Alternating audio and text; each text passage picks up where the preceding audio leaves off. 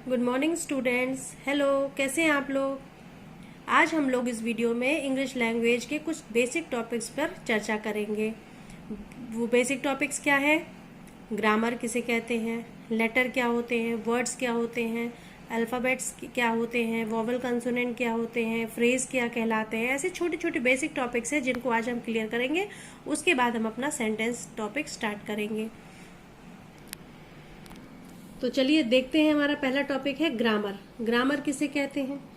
जो विद्या हमें भाषा को शुद्ध बोलना, लिखना और शुद्ध पढ़ना सिखाती है उसे हम व्याकरण कहते हैं। यानी जो विद्या भाषा को शुद्ध बोलना, लिखना और पढ़ना सिखाती है उसे हम व्याकरण कहते हैं। यानी व्याकरण ही ये होती है। जब तक हम हर भाषा को शुद्ध तरीके से पढ़ना बोलना नहीं सीखते हैं तो कैसे समझेंगे। तो यही वो भाषा है जो हमें सिखाती है, यही व्याकरण कहलाता है। लेटर होता है वर्ण, यानी बोलने में ध्वनि प्रकट करने वाली सबसे छोटी इकाई लेटर कहलाती है। लेटर तो कितने होते हैं? अल्फाबेट पढ़े हैं आपने, 26 लेटर्स होते हैं। अल्फाबेट को ही लेटर्स बोलते हैं, जिसमें दो चीजें होती हैं, वोवेल और कंसोनेंट। वोवेल यानी 5 प्रकार के वोवेल हो गए, AEIOU। बाकी जो बचते हैं 21, वो क्या हो गए? कंसोनेंट हो गए। जैसे हमने लिखा कैट, ठीक है, कैट लिखा।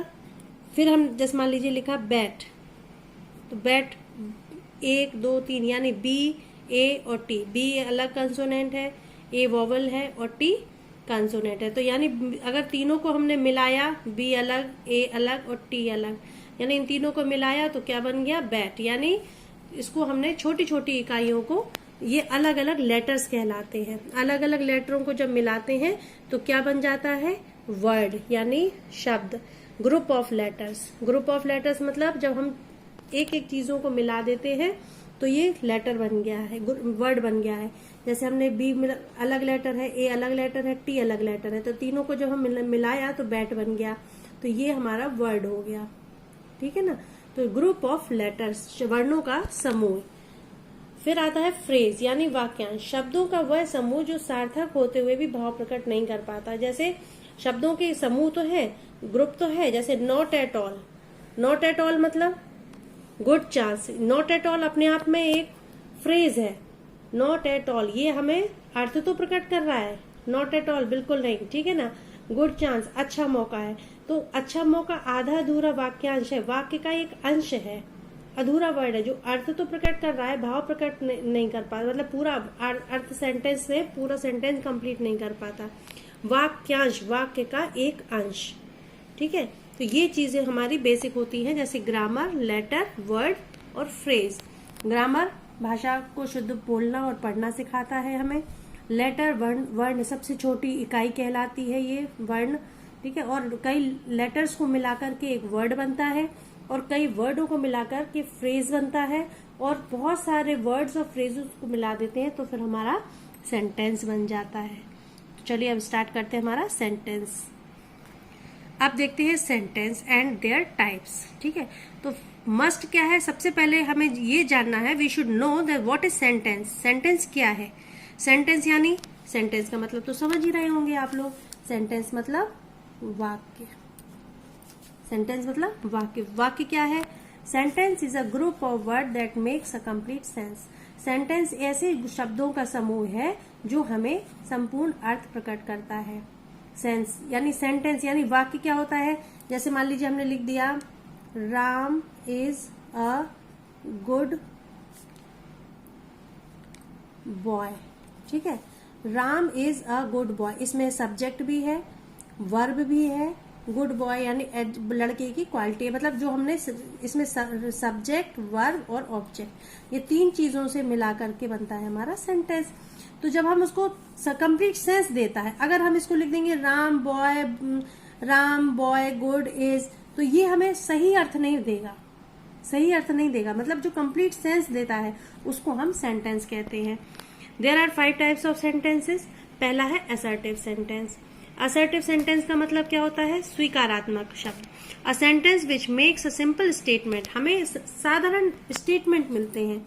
जैसे हरी रीड्स अ बुक। हरी क्या करता है? किताब पढ़ता है। तो हरी किताब पढ़ रहा है, साधारण वाक्य है। लेकिन ये 2 प्रकार के होते हैं। अफर्मेटिव और नेगेटिव।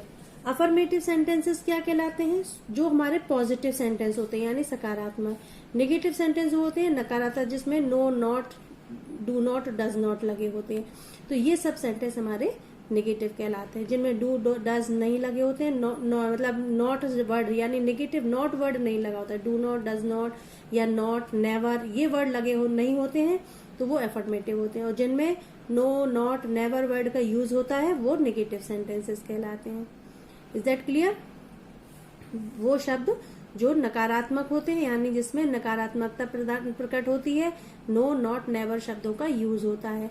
और अफर्मेटिव में नो, नॉट, नेवर नहीं, सिंपल सेंटेंस कहलाता है वो। फिर आता है हमारा इंटरोगेटिव सेंटेंस। ऐसे प्रश्नवाचक वाक्य होते हैं। A sentence which ask questions are called interrogative. ये हमसे प्रश्न पूछते हैं। दो प्रकार के ये भी होते हैं, यस नो टाइप और WH type. Yes no type में mostly is, am, are, was, were से प्रश्न शुरू होते हैं। जैसे चाहे कोई भी हो, is, am, are, was, were, has, have, had, कुछ भी लगा हो, क्यों उसमें उसका आंसर हमें, जिन प्रश्नों का उत्तर हमें केवल हाँ या नहीं में मिल जाए, ठीक है, तो उनको यस और नो टाइप क्वेश्चंस कहते हैं। जिन प्रश्नों के, जैसे हमने पूछा डू यू हंग्री, क्या तुम भूखे हो, ठीक है, तो आप कह सकते हो हाँ या नहीं, आंसर समझ में आ जाएगा। लेकिन अगर हमने आपसे पूछा व्हाट इज योर नेम, तो आप उसका हाँ या नहीं में जवाब नहीं दे सकते ना। तो जिन प्रश्नों का उत्तर यस और नो में आता है उनको यस नो टाइप कहते हैं। वो प्रश्न हमेशा is, am, are, was, were, has, have, had ये इन चीजों से शुरू होते हैं, यानी प्राइमरी जो वर्ब होती है उनसे शुरू होते हैं, ठीक। एक दूसरा होता है WH type. WH type questions वो कहलाते हैं जिनमें why, where, what, how, when, whom ये शब्द वर्ड जुड़े से स्टार्ट होता है सेंटेंस, जिनका पूरे सेंटेंस में अर्थ मिलता है। What is your name, my name is Reena Dixit, तो आपको पूरा आंसर बोलना पड़ेगा। वेयर आर यू लिव, तो आपको बताना पड़ेगा कि आई लिव इन ललितपुर, तो वो आंसर आप हाँ या नहीं में नहीं दे सकते ना। तो ये क्वेश्चंस कहलाते हैं WH टाइप क्वेश्चंस। समझ गए ना? चलिए नेक्स्ट देखते हैं इम्पेरेटिव सेंटेंस। इम्पेरेटिव सेंटेंस होते हैं आज्ञा सूचक। इसमें क्या होता है, हम आज्ञा सूचक होता है ऑर्डर, कमांड, यानी a sentence is expresses order, command, request, advice, suggestion are called imperative sentence. जो वाक्य हमें आज्ञा या कमांड यानी ऑर्डर, प्रार्थना, सलाह, मशवरा ये सब चीजें जिन वाक्यों से हमें प्रकट होती हैं वो आज्ञा सूचक शब्द कहलाते हैं। जिसमें ओबे योर एल्डर्स, हमेशा अपने बड़ों की आज्ञा माननी चाहिए, तो ये क्या है, सलाह दे रहे हैं ना, एडवाइस दे रहे हैं। ब्रिंग सम वाटर, थोड़ा पानी लाओ, तो यहाँ पर हम ऑर्डर दे रहे हैं। तो इसी प्रकार के सेंटेंस होते हैं जो हमें इन चीजों से हमें ये प्रकट होते हैं। चलिए अब देखते हैं एक्सक्लामेटरी सेंटेंस, विस्मयादि बोधक।